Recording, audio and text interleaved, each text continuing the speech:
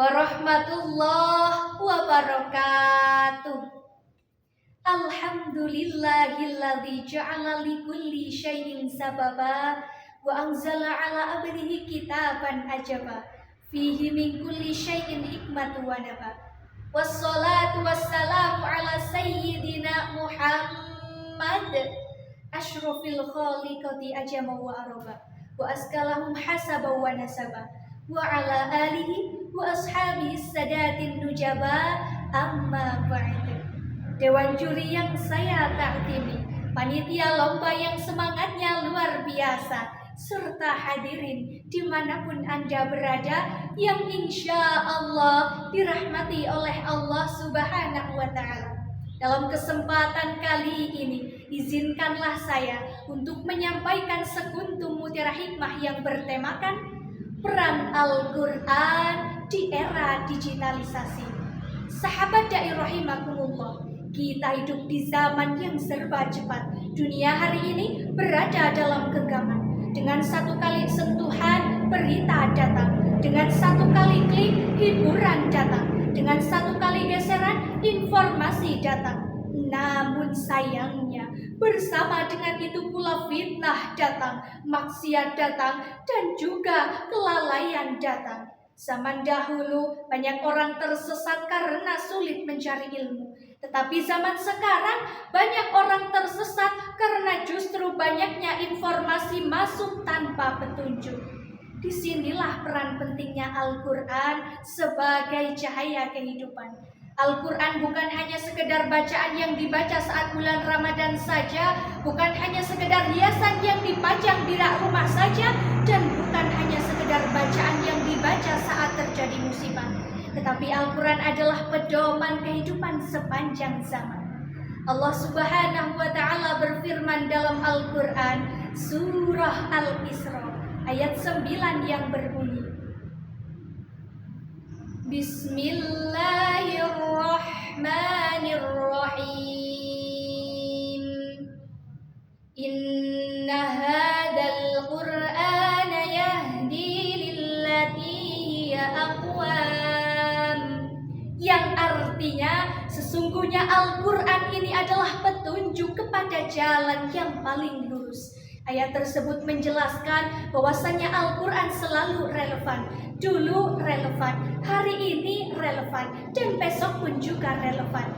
Karena Al-Quran datangnya dari Allah Subhanahu wa Ta'ala yang maha mengetahui masa lalu, masa kini, dan juga masa yang akan datang. Sahabat dai rahimakumullah, fenomena yang sedang merajalela saat ini adalah kecanduan media sosial. Banyak orang bangun tidur, yang dicari pertama kali adalah handphone, bukan wudu. Yang dibuka pertama kali adalah notifikasi, bukan mushaf suci. Dan yang dicari pertama kali adalah status orang lain, bukan status hati sendiri. Akibatnya apa?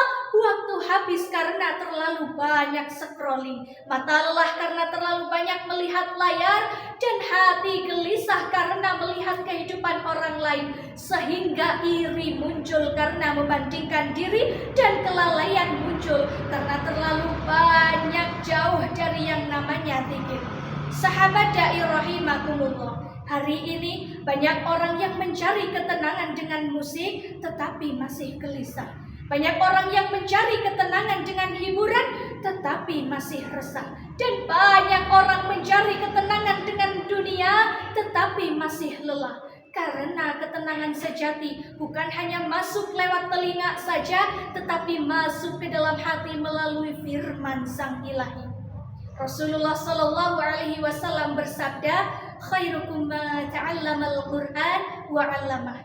Sebaik-baiknya kalian adalah orang yang belajar Al-Quran dan mengajarkannya.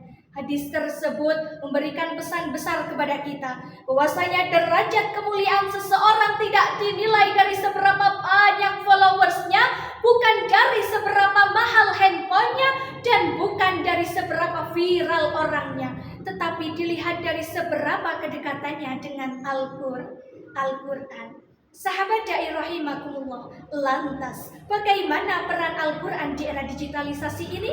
Yang pertama, Al-Quran sebagai penyaring informasi, mengajarkan kepada kita untuk tabayyun supaya tidak mudah menyebarkan berita hoaks. Yang kedua, Al-Quran sebagai penjaga akhlak, mendidik kita untuk selalu berkata baik, sopan, dan juga tidak menyakiti hati orang lain di media sosial. Dan yang ketiga, Al-Quran sebagai penenang dan juga motivasi hidup. Saat sedih diberikan ketenangan, saat gagal diberikan harapan, dan saat bingung diberikan petunjuk. Subhanallah. Sahabat dai rahimakumullah, Imam An-Nawawi dalam kitab tafsirnya At-Tibyan fi Adab Hamalatil Quran, beliau menjelaskan bahwasanya Al-Quran harus dibaca, dipahami, dan juga diamalkan. Namun jangan hanya indah di bacaan saja, tetapi kosong maknanya. Jangan hanya hafal ayatnya, tetapi lupa dengan amalnya. Jangan hanya di bibir saja, tetapi jauh dari maknanya. Na'udzubillah. Oleh karenanya hadirin, marilah di era digitalisasi ini kita jadikan Al-Quran sebagai pedoman utama, sebagai penyaring informasi dan juga penjaga akhlak. Karena barang siapa yang dekat dengan Al-Quran, maka hidupnya akan terarah, hatinya akan tenang, dan juga jalannya akan dipenuhi dengan keberkahan. Amin Allahumma amin. Demikianlah tausiah yang dapat saya sampaikan. Sebagai pemungkas, perkenankanlah saya menyampaikan sebuah pantun. Jalan-jalan ke Surabaya bersama dengan saya Laila. Cukup sekian tausiahnya, semoga bisa jadi juara. Syukran ala ihtimamikum jami'an. Assalamualaikum warahmatullahi wabarakatuh.